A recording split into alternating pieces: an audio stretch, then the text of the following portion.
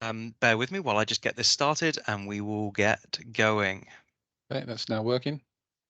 Okay, hi everyone. Welcome to today's session, which is recruitment trends for 2024 within recruitment and talent acquisition. Obviously, this year's been very, very strange, but next year does present us with some interesting opportunities. So we wanted to take a little bit of time to delve through some data, present it back to you in a very readable format, and show you what we think is going to happen. So, as always, the meeting's being recorded. If you want a copy of the recording, just email us at sales@PharmiWeb.com.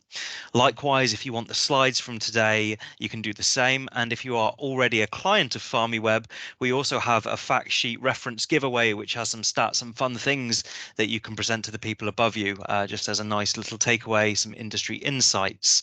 So, any questions? Pop them in the chat. That can be a question, that can be a comment. If you're experiencing something we're talking about and have deeper insight, that's always welcome too. So, without much further ado, let's get started. So, by now, the majority of the people here will know Vince and myself, but just for an intro to anyone who hasn't been to one of our webinars before, Vince, why don't you say hi? Yeah, sure. So hi everyone. I've been running PharmiWeb now for 25 years. That makes us the same age as Google, believe it or not. And we did a roundup of last year in the same way, and I followed the same format. So basically, we've got a lot of data, and we've had a lot of consultations with specialists in the industry, primarily management consultants, investors, pharma execs, CRO execs. Global research and reports have been really interesting this year. So we have many of those that we can actually link to.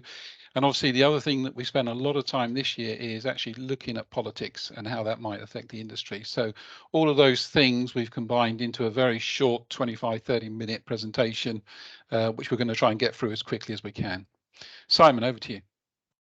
Sure will. My name's Simon. I've been with the company now for 4 years. 25 years is hugely long. I think at that point, all I cared about in the world was Pokemon cards. So, that's a sign of how different things are in our lives. When it comes to recruitment advertising, particularly, I'm kind of on the front line. So I speak to most of you lovely people all day, every day. So I'm able to get a huge amount of information, digest it, and feed it back to you in a much more edible way. Let's say that's the weirdest metaphor to go with, but I'm going to roll with it.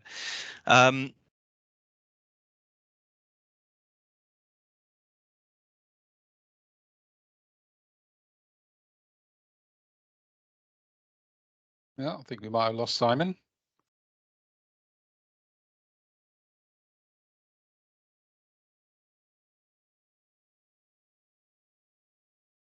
So I will now, you're back. I think we lost you there, Simon. Do you want to? Sorry about that, everybody. Fire your slides back up again?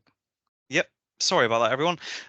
Hello again. Fine. So moving on to today's agenda, what we're going to look at today is kind of an overview of this year, what's happened, what's gone right, what's gone wrong, and we're also going to look at next year and what we believe is going to happen based on the data that we've seen. So let's get started, shall we? Looking at 2023, I don't think there's anyone here that can say this year wasn't challenging. Of course, there will be a few of you who have had a particularly good year or have been able to do business as usual, as expected, and that's a wonderful thing. But industry-wide, we felt the pinch, I think, just about everywhere.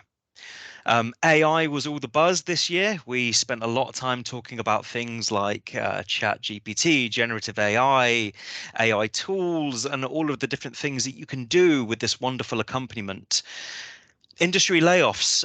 We had seen a huge amount, particularly within the talent acquisition and biotech space, people being let go. Thousands of excellent candidates out in the market for us to get, but no one had any money to hire them because high interest rates have led to a lack of investment in multiple areas in our industry. Having said all of these things, and one thing to finish on 2023 is the industry estimate for what it's worth has gone up by about, well, it's 1.6 trillion compared to last year's 1.48 trillion.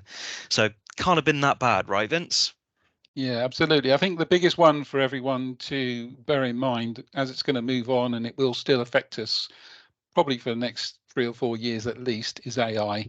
And I think the biggest comment I've had back from pretty much everyone in every sector is AI is fantastic and it's going to give us a lot of data, but no one at the moment has got AI teams put together, data analysts, people that actually understand from a consultancy basis what the data actually means to affect the business. So I think this is something that will evolve over the very near future. And I think a lot of companies can't afford to get those people on board. So it's understanding what the data is and what you want it to do is going to be key moving forward into 2024. Okay, Simon? Agreed. A very good point. So let's look at what's coming up next year. And this is, again, we don't have a crystal ball. If we did, we'd be much richer than we are. But we're going to look at what the data seems to imply in regards to next year. So let's get started with politics, everyone's favorite subject, and particularly one that people like to delve into after too many glasses of wine. So let's get started on the UK particularly. We've got a general election next year. We had a new budget announced today. So it's a very interesting time in the UK. But politically, it's looking like we might be garnering a new government in for next year, just based on the early numbers. There's no solid evidence on this. It's just based on what people are saying. Again, it's worth bearing in mind that more people like to complain than they do compliment. So take everything with a pinch of salt politically. The Tories have always been good investors in life sciences, particularly. So a changing government could bring an interesting change of landscape to the industry that we're working in. We also have a US election coming up. And one thing I think we're going to say consistently throughout this presentation is stabilization is really necessary for the US at the moment. It's been a very up and down few years. We're not entirely sure where things are going. It's expensive, yet it's hugely profitable. So it's got to level out somewhere in between. EU elections. We've got the EU Council elections coming up in the next sort of few months as well. So everyone's going to be putting their representatives forward. This again represents a really interesting time for us to see some real advancements in things like regulatory affairs and how things are dealt with on the broader spectrum in Europe. War, we have two now, two rather big ones, both of which impacting quite heavily on life sciences, with Ukraine and Israel being rather large players within the space. We have a lot of boomers retiring, as we all know. People are on their way out. People like Vince will be leaving in 4 or 5 years, probably maximum. One would hope so. So yeah, one would hope. Yeah, it depends how well PharmiWeb does. But the big thing here is there's a lot of things to consider with this. With someone like Vince going, do you want someone like me taking the reins where there's a huge age gap? Not to mention experience.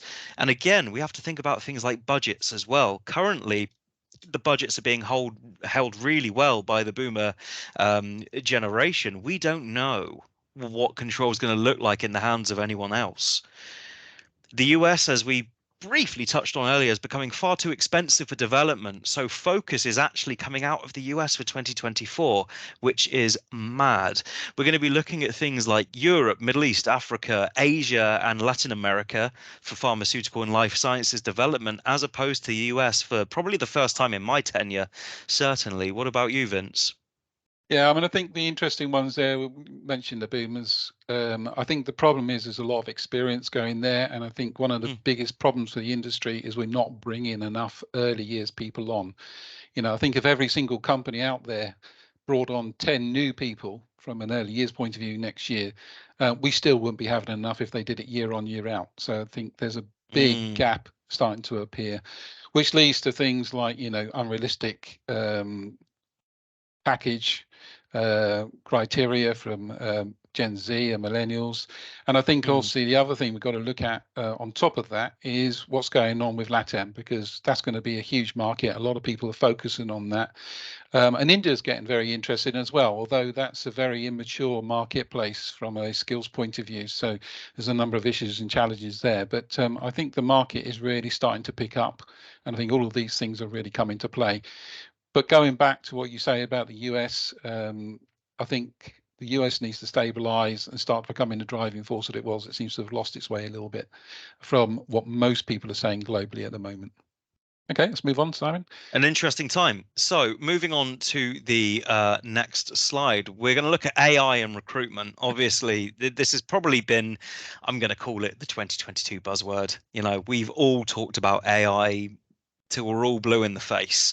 35% of companies currently report using AI in some way within their recruitment process.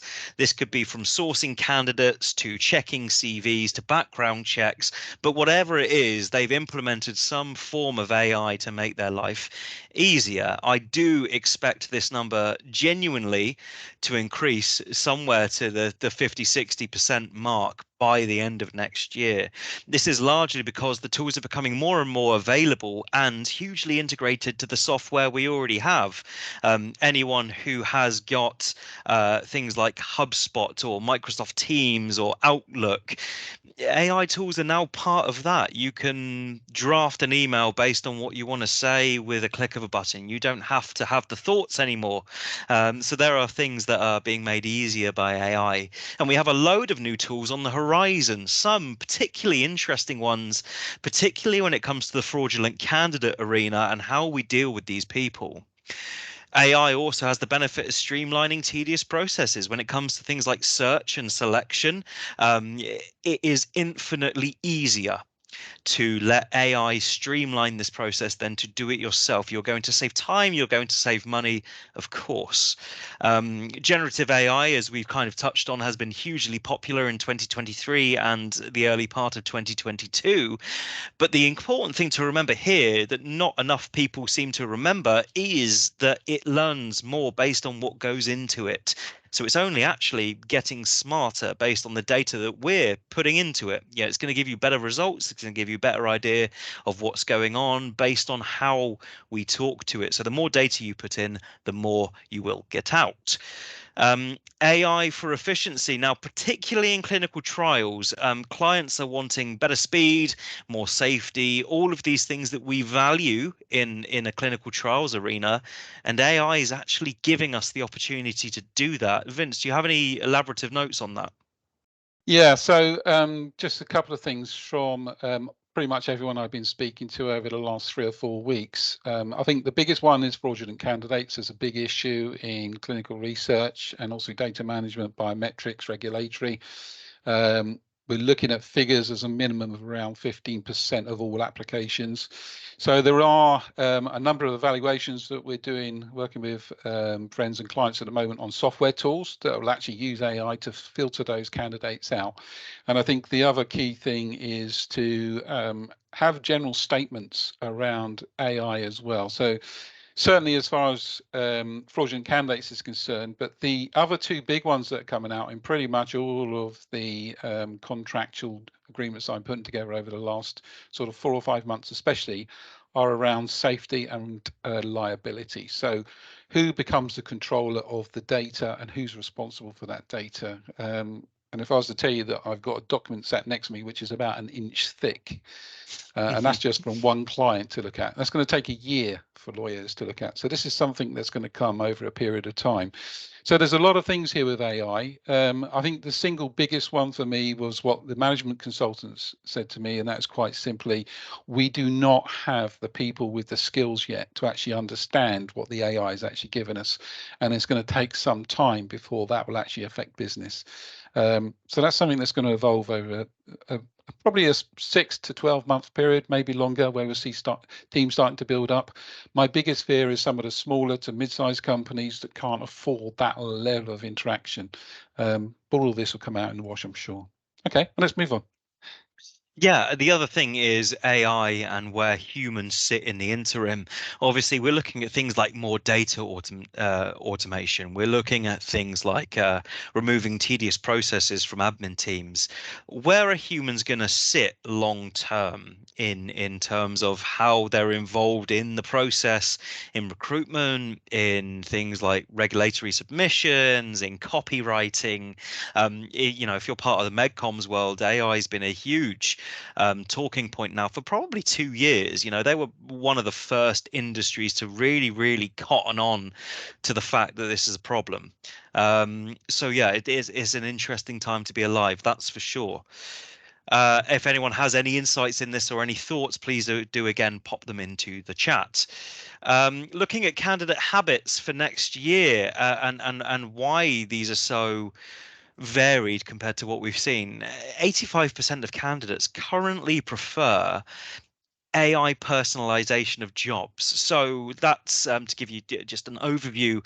When you go onto a job site like PharmiWeb, for example, it's going to suggest you jobs based on your previous searches, in the same way that Amazon will suggest you things that you kind of looked at last time but didn't buy, whether it's a new washing machine or a toilet brush, whatever it is. It kind of gives you an idea of what you were looking at last to reignite your brain. Most people, 85% in fact, prefer this method to the previous method, which was, go on and type your job search and do it all manually. Having it given to you is a real benefit for people at the moment. Fraudulent candidates, as we've touched on twice already, are rife, particularly across things like clinical research. We've all had the CRA issue probably in the last year or two.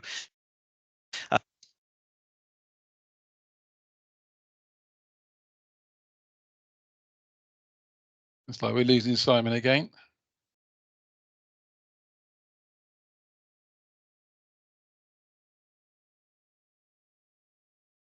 Stand by, everybody. I'll take this over, I think.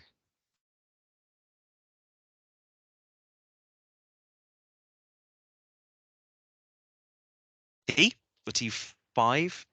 Yeah, Simon, we've lost you there for some time. I think everyone's getting a problem on Teams. So let's just carry on from where you left off. Talk about job seekers being lazy due to AI tools. Apologies, everyone. That's probably a really good point to leave a little pause, though, just so we can all think about it and go, yeah, me too. Job seekers have been able to outsource just about every part of their job search due to AI. They've been able to rejuvenate their CV, they've been able to redo their cover letters, and they've also been able to look at things like their applications just based on AI tools that they're using.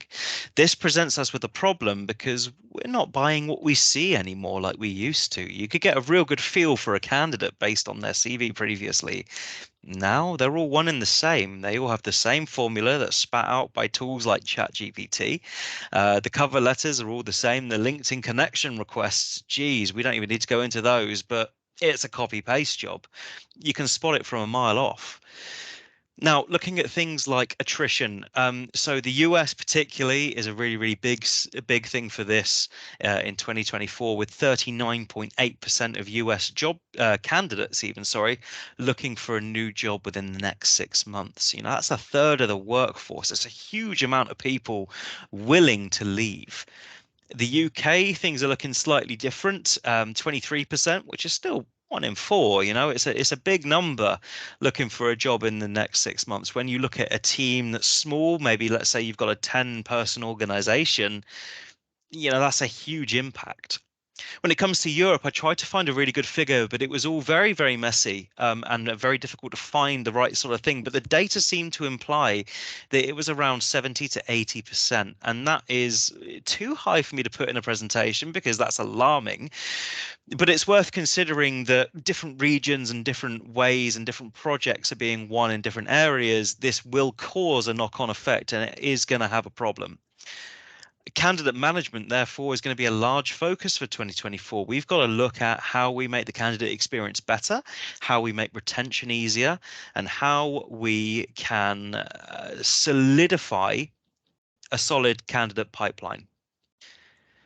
Boomers leaving the workforce, we've already touched on. There are limited to no replacements at the moment for this extremely skilled generation. So we've got a little bit of thinking to do in terms of what we do from a leadership perspective.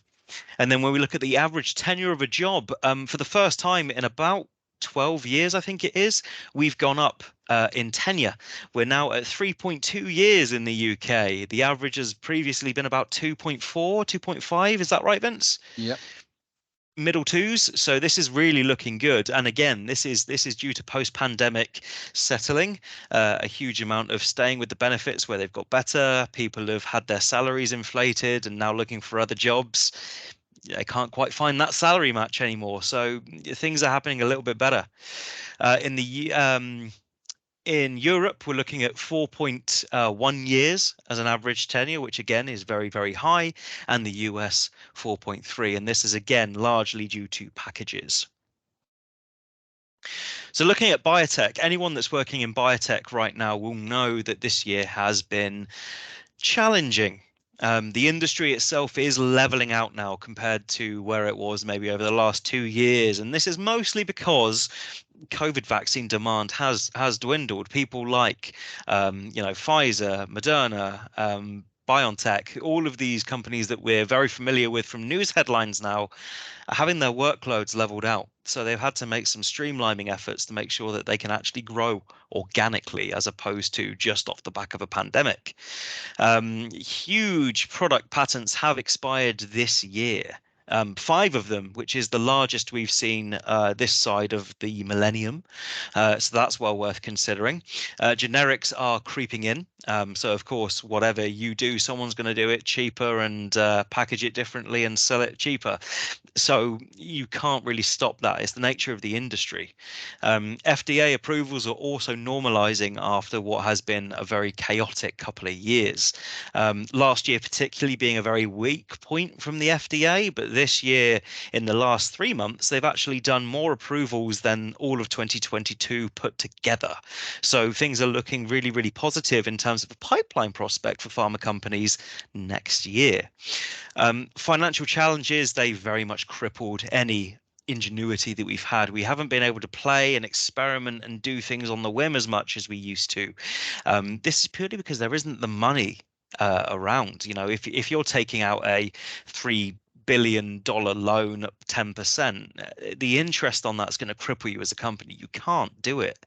It's not where you want it to be. So we've had to make some brave choices. Biotechs are turning to big pharma to sponsor their products, and that is hugely due to this point.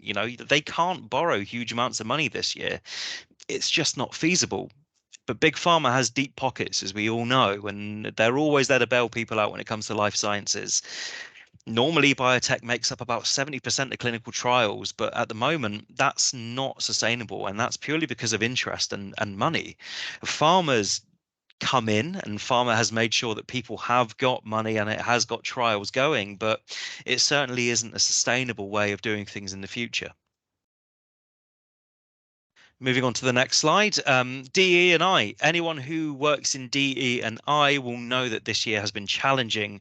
The main reason for this is the huge layoffs that we've had across HR and TA have been really quite disturbing, and the attrition rate for DE and I roles is 11% higher than non-DE and I roles. So anyone that's got a diversity in their title or anything like that, they are the first ones on the chopping block. Now, that's quite dangerous because, as we all know, it's a hugely relevant topic, but it does bring in another side of the argument where 44% of US employees currently feel alienated by their organization's DE and I efforts. We knew we were going to see some form of backlash because there will always be people who don't like to see change and progress, but I did not expect it to be nearly half of all people in an organization. A very alarming number of people don't agree with the way that we're hiring, the way that we're promoting, the way that we're advancing people within industry based on diversity, and that is a very, very scary thing. On this note, skills-based hiring has probably been a buzzword now for 2-3 months. People are looking at how to hire the right person without any bias, how to make sure we get the right fit for the job that we have open, basically without even looking at the name and location. And that itself provides a lot of problems because that's difficult to do right. But when you strip it back, it's certainly going to be the way forward, I think, in the next year or two. Stakeholder management is becoming more difficult. TA teams internally are looking to hone their skills more so than just simple recruitment. And, when we look at the definition of recruitment, it is kind of bums on seats. But we're looking to broaden the spectrum of skills that TA offer because, again, the talent acquisition team in your organization is hugely beneficial. It's more than just a bums on seats resource. There is a lot more that these people can do. And the skills gap, speaking about boomers and them leaving, it needs to close. There's less pressure being put on flashy CVs and long tenure these days. Skills are much more alluring now than they were this time last year. And that's purely because the way the industry's gone. We've got to plug the skills gap. We've got to get people that have potential in leadership positions rather than the skills that they have right now. Early is hiring, and let's be honest, this is probably the big one to take away from today. It's a really poor attempt this year from most companies in regards to bringing on people from an early years perspective. There will be some of you sat in this call going, not us, we did awesome. Those numbers will be few and far between. There was a lack of presence at universities, careers fairs, community events, everything that used to 10, 20 years ago work really well. It's kind of fallen off. You know, there are virtual careers days. Sure, they're good. They fill a purpose. But students with no sense of direction need a person to be in front of them. They need to talk to somebody. They'll remember you. They really, really will. I remember, you know, careers fairs from when I was at university. I remember all the companies I spoke to. I remember the people. Still in touch with a few of them. Vince, I'm sure, is very similar to you. But again, graduate schemes, there have been a few of them which have been really, really good. To give you a really, really good example, Vertex very recently advertised a fellowship, a graduate scheme on the PharmiWeb platform, and they garnered 110 applications out the back of that. Which is amazing. There is such an appetite to get into early positions. We need to capitalize on this. We also need to remember that early years actually does mean early years. It doesn't mean have a PhD and 4 years experience. It means this is your first job in the industry. You've got to make that allowance for people to learn and grow and make mistakes, because it's going to be very, very important in their development. In the UK, we've had an alarmingly poor use of the UK levy. How much did they pay back again, Vince?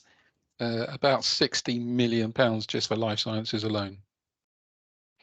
Absolutely mad. That's free money. That is the closest thing you'll ever find to free money.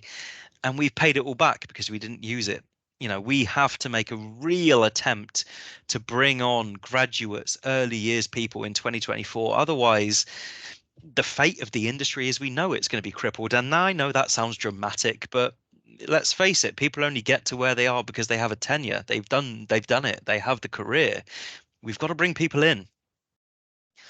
High inflation, of course, is the big turnoff. You know, when you look at hiring a graduate from university, you're kind of looking at a much higher fee than you would have paid 5 years ago. You know, you're looking at 6-7% higher, which, you know, isn't a huge amount when you're paying what you pay them, but when you hire a lot of them, that really adds up. And it has a lot to do with turnover and attrition, because more offers are coming out of the floor at every stop. So yeah, there's a lot to say on early years and how we can do better. Back to the office. This is probably a hot topic for a lot of people, particularly in HR right now, and how they're dealing with the way the industry is moving. 90% of companies in the US plan to introduce a return to office policy by the end of next year. Now that is a ridiculous number, so much so that I had to triple check it because I physically couldn't believe it.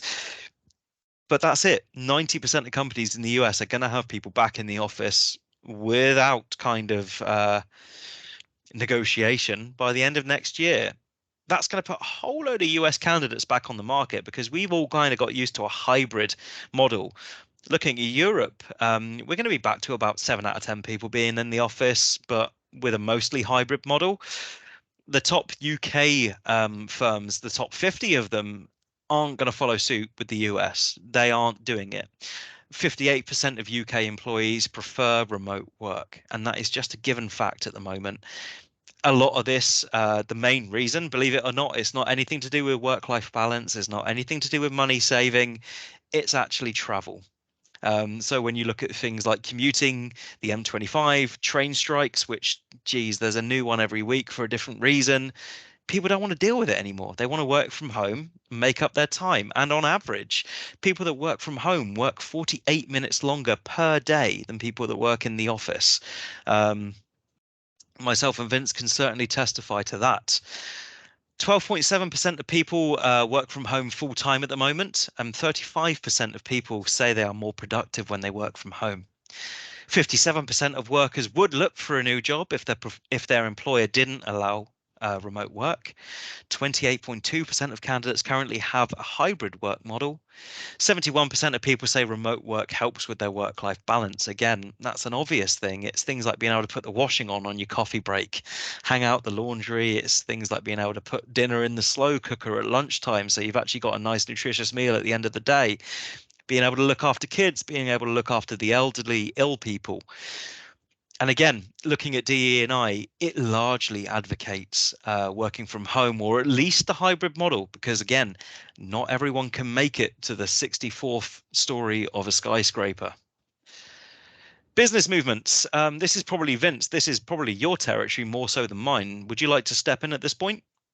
Yeah, so there's been quite a lot of change from client requirements across the board in all sectors and all industries at the moment, mainly from looking at projects from both a global and a localized point of view, whereas primarily they just wanted a general overview on the whole project.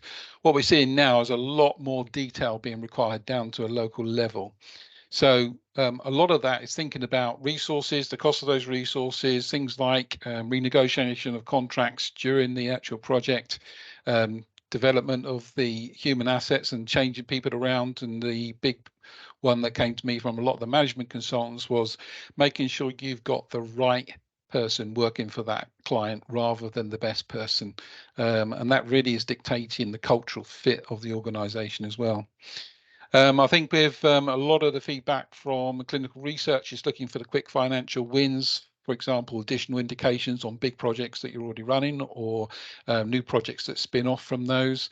Blended trials or whatever the client needs, because sometimes they don't. Sometimes they just want a pure service. And again, thinking about um, clients asking for what overviews on the projects are they looking for? Be very clear as to the reporting and how often that's wanted. I think some of the people I've been speaking to have been quite surprised by the level of detail that people are now asking for. Obviously, farmers are awarding lots of work globally, and that's starting to push out quite heavily at the moment. So a lot of companies are bouncing off the back of that, and I think we'll see the biotechs coming in from around Q2.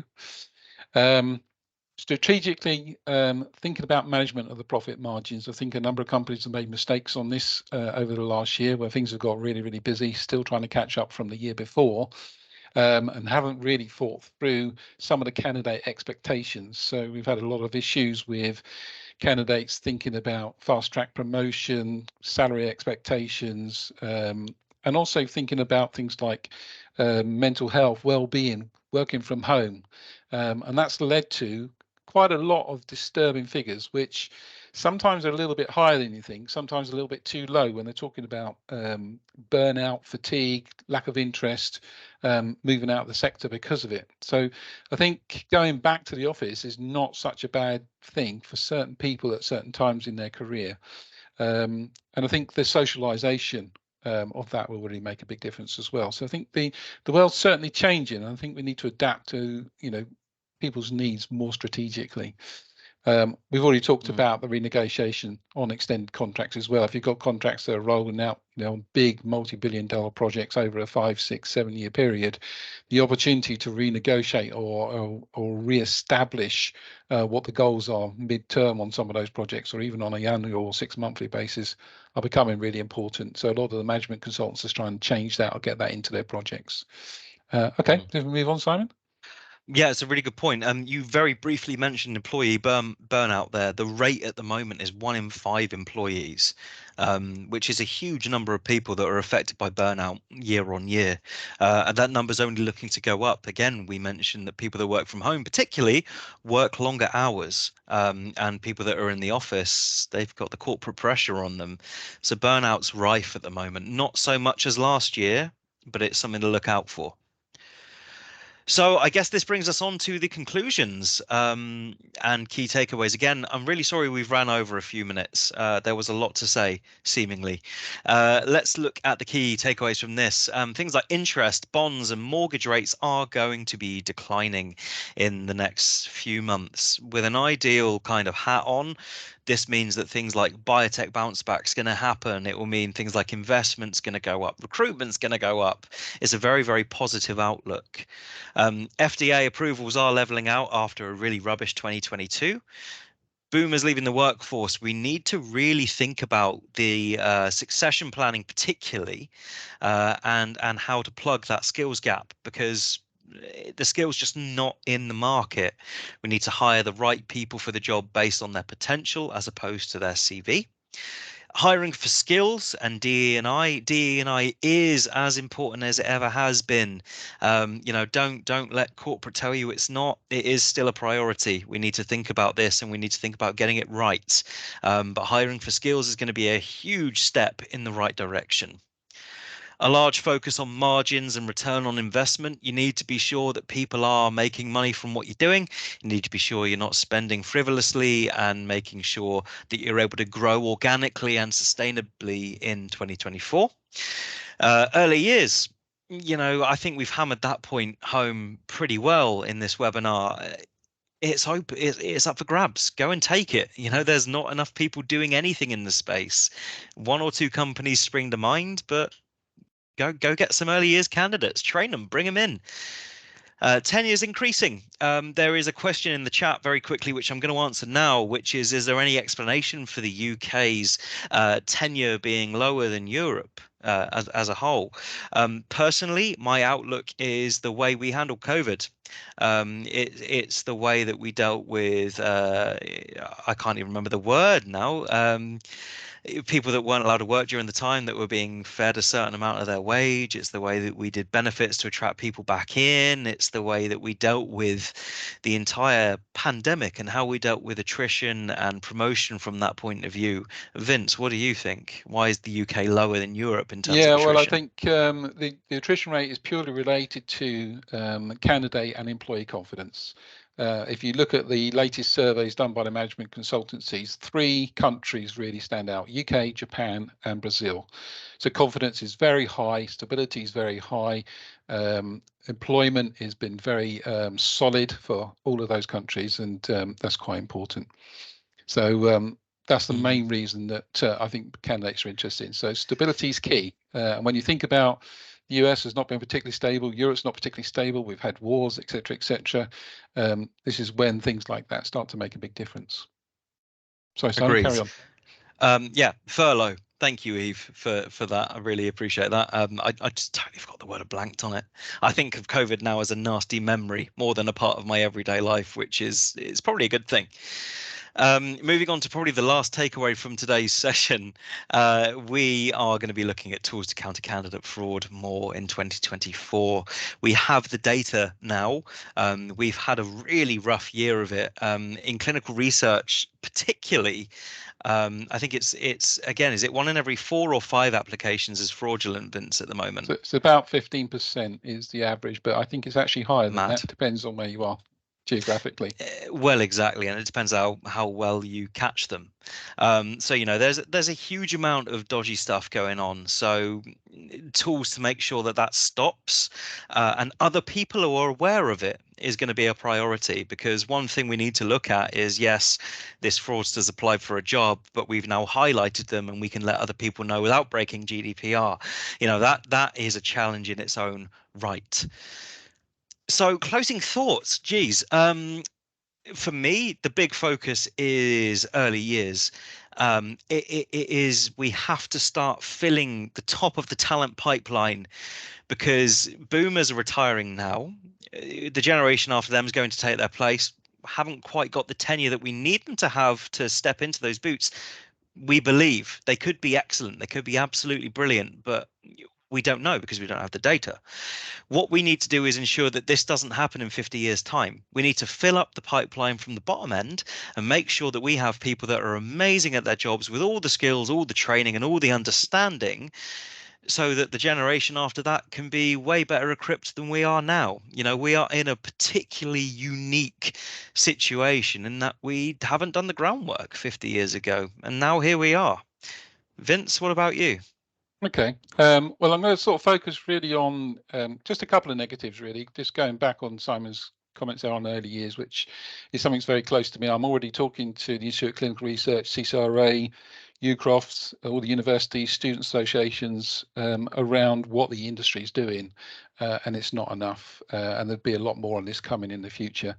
And I think the other problem with early years is things like salary and package expectations, which seems to be completely unrealistic. And we need to manage that more. And more importantly, the resilience of those candidates in the market. You know, how open are we going to be with them?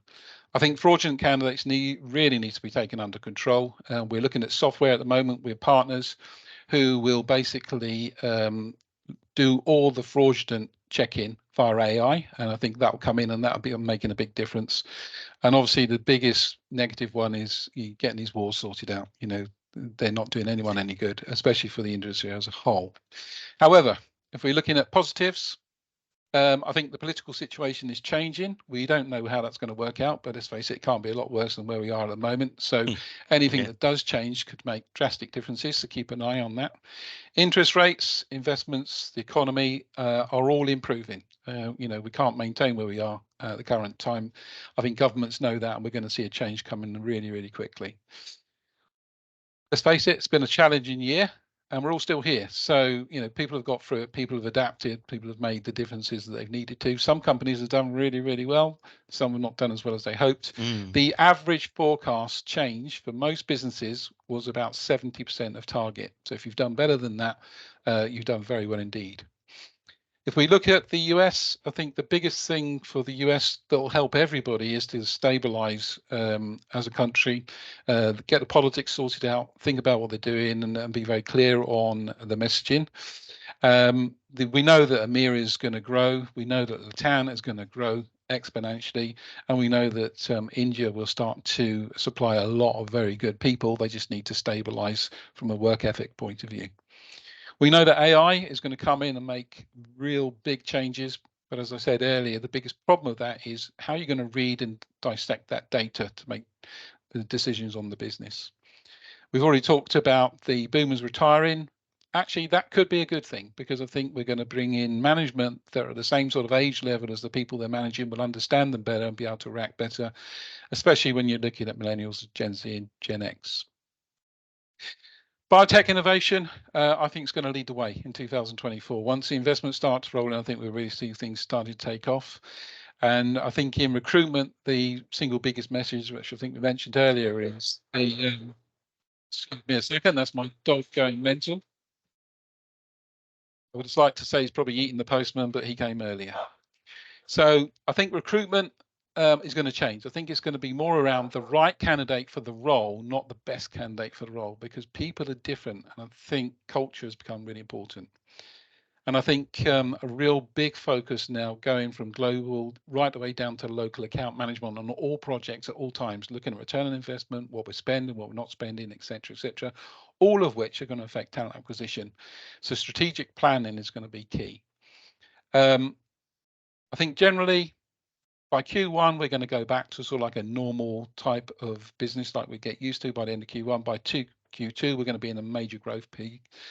And I think the key thing for all companies at the moment is thinking about planning strategically, but be agile enough to adjust to any change that comes, especially political or economic. And that's my sort of general view on the industry so far, based on what we've done over the last sort of 3 or 4 months, researching what we see coming. So, Simon. I mean, excellent advice, excellent thoughts as always. It is well worth considering that the political landscape is going to shift in 2024, and that is going to make things difficult, however we look at it. So it's well worth keeping an eye on politics. As boring and tedious as it is, it does affect all of us and what we do day to day.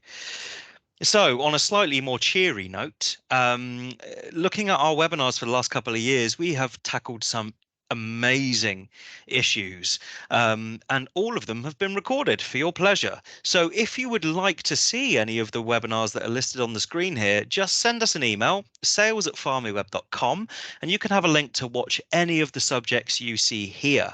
We are in the midst of planning next year's webinars, so if there's a subject that really rings true to you that you don't think enough people are talking about, let me know and we will tackle it.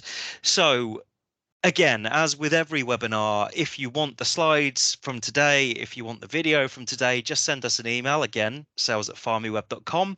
And if you are a client of PharmiWeb's, there is an industry insight sheet to go alongside this that you can request by reaching out to us as well. So that brings us to the end of 2023's webinars, Vince. We are done, so they say. Any questions based on what you've seen today? And I've got a few here, but if there's any more, pop them in the chat because it would be really, really good to see. I do have a couple here. Vince, the first one is a home and hybrid working stats. Are they mainly from the UK? So we have different hybrid and working from home stats based on location. If you will allow me to quickly pop back to the relevant slide that has all this data here, I think it might be. It's actually the back to the office slide, believe it or not. It's looking very, very varied based on location. The 12.7% of people that work from home full time is based on Europe. So that's not America. It doesn't take that into account in the slightest. It's simply not part of the figures. But again, when you consider the hybrid model fact just below it, that is a global figure. So the figures do vary based on where we could find the relevant data, because what I didn't want to do is bring you bad data. Other questions? Very simply, Vince, where did we go wrong in 2023? Well, us personally or the industry? Us personally is a whole different matter. Yeah, exactly. The industry as a whole, yeah. I think the industry has still got the same problem we've had for the last 10 years. And to be honest, I'm pretty sick of banging on about it. We need to bring more early years people into the industry. And that way we'll start to, as you say, fill up the funnel from the top and then go from there. So I think that's probably the key thing from me. Agreed. So we've tackled the low tenure question that came in. We have tackled the hybrid working from home stats. We have tackled the where did we go wrong question. We've got one more question here, which is pay comparison as a factor to move away to competitors. See, I'm seeing less of that this year. 2021, 2022, we ballooned salaries to win the candidate, didn't we? We all offered 5-10% more than the competitor just to get that person through the door. People can't afford it this year. I'm not really seeing it anymore. And again, that probably explains the higher tenure that we're seeing this year as well. Vince, what do you think? Yeah, I completely agree. I mean, I think things like sign-on bonus, retention fees, that all spirals out of control. It all hits the bottom line, and it's something that should be stopped. And the clever companies are already stopping that, which is why we've got these stupid expectations from candidates about what they can do, about promotion, about going into management, all those sorts of things. People need time to actually get the skills first and then get the job. So that's the key from me. Agreed. Yeah. That appears to be all of our questions. So again, I will apologize for overrunning. I think the subject matter we chose today probably demanded a larger time slot, but I think you'll agree there was a huge amount of information there. Again, if you do want a copy of these slides or the recording, or if you're a client and want the subject list, just email us at sales@PharmiWeb.com. I thank you all for attending and for all your support throughout 2023 when it comes to our webinars. It is great doing them. It is great sharing the info with you. And if you'd like to see more, please do come along next year. For now, have a lovely Christmas, have a lovely New Year, all of these things. It feels very early to be saying that, but I'm not going to see a lot of you again. So you take good care, and we'll see you in 2024. Vince, anything you want to say? No, just thanks for attending, guys. We try and share as much information as we can. It's not always easy, so hopefully this works for all of you guys. So thanks very much for attending. We're being called the Oracle, Vince. I love that. I wish. I'll take it. Thank you so much, everyone. Have a good evening.